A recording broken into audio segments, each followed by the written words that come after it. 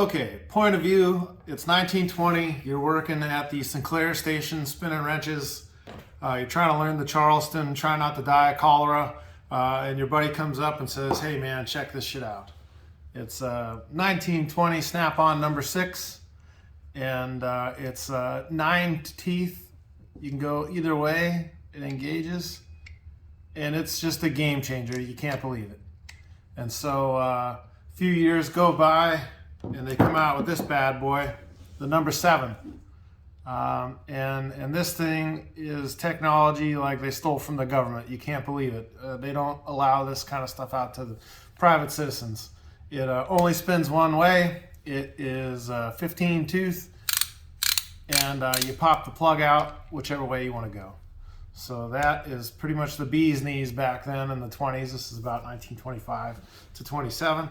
And then the next thing that comes along is this huge missing link.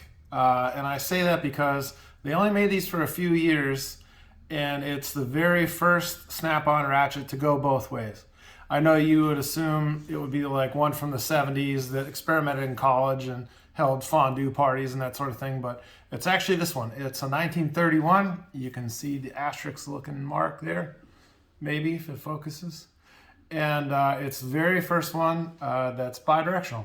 It originally came from the factory with a needle looking switch that's since broken off. I definitely plan on restoring this one. I have a generous benefactor on this one to the Stabline Snap-on Ratchet Museum, which consists entirely of my 2-car garage.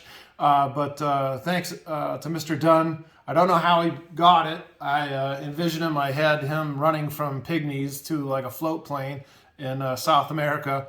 But I legitimately am extremely grateful that he sent it to me.